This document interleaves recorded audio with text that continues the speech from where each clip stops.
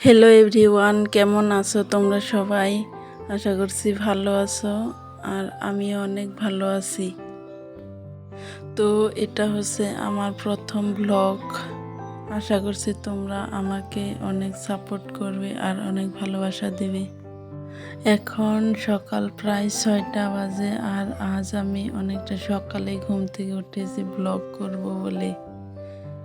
ঘুম থেকে উঠে প্রথমে আমি বাইরে থেকে এসে ঘরটা ঝাড় দিয়ে নিলাম। ঘরটা ঝাড় দিয়ে আমি উঠোনটা ঝাড় দিতে লেগে গেছি। আমি যখন উঠোনটা ঝাড় দিয়েছিলাম তখন লক্ষ্য করিনি, কিন্তু এখন ভিডিও এডিট করার সময় লক্ষ্য করছি যে এখানে একটা ঘুঘু পাখি এসে ঘোরাঘুরি করছে। এই ঘুঘু পাখিটা আমাদের বাড়িতে রোজ সকালেই আসে। তবে এই পাখিটার সঙ্গে আর একটা ঘুঘু পাখি আসে। তোমরা এই পাখিটাকে যদি চিনে থাকে তাহলে বলো তো তোমাদের ওইখানে এই পাখিটাকে কি নামে ডাকে?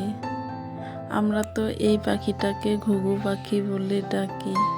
তোমরা কি বলে ডাকো অবশ্যই কমেন্টে জানিয়ে দিও। তো উঠোনটা প্রায় আমার সরা হয়ে গেছে। উঠানটা সরে আমি মুখ হাত ধুয়ে দোকানে গিয়েছিলাম চা খাওয়ার জন্য জিনিস আনতে।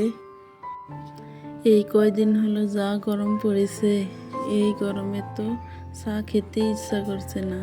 তাই মাকে বললাম যে মা, আমি চা খাবো না, তাই তোমরাই চা বানিয়ে খাও। আমি চা খাবো না বলে দোকান থেকে আনা চানাচুর দিয়ে মুড়ি মাখিয়ে খেলাম। তো আমি এখানে মুড়ি খাচ্ছিলাম আর একটু ফোন ঘাটাঘাটি করছিলাম। এখন আমি মুড়ি খেয়ে ঘরে এসে বিছানাটা তুলে নিলাম।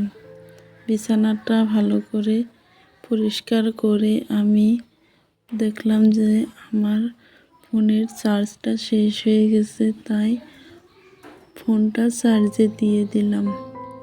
ফোনটা চার্জে দিয়ে আমি মুখ হাত ধুয়ে এসে মুখে একটু ক্রিম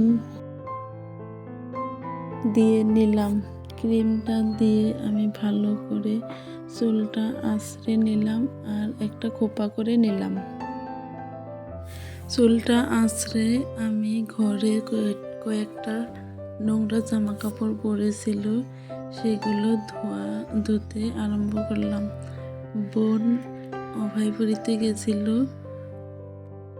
একটা কাজের জন্য, সেখান থেকে এসে বলল যে দিদি আমার জামা কাপড়গুলো অল্প ধুয়ে দে, আমি অল্প রেস্ট নিই। তাই আমি ওর জামা কাপড়গুলো ভালো করে ধুতে লাগলাম।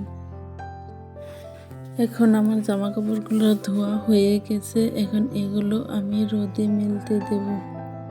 দেখো আজ কতটা রোদ উঠেছে, প্রায় অনেক রোদ উঠেছে। অনেকদিন বৃষ্টি হওয়ার পরে আজ এতটা রোদ উঠলো।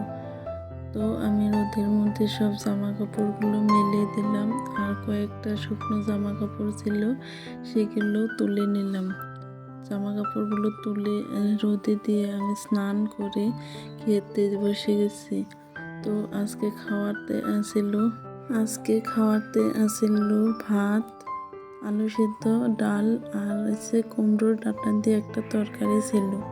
তারপর খাওয়া দাওয়ার পরে আমি ভালো করে বাসনগুলো ধুয়ে পরিষ্কার করে নিলাম।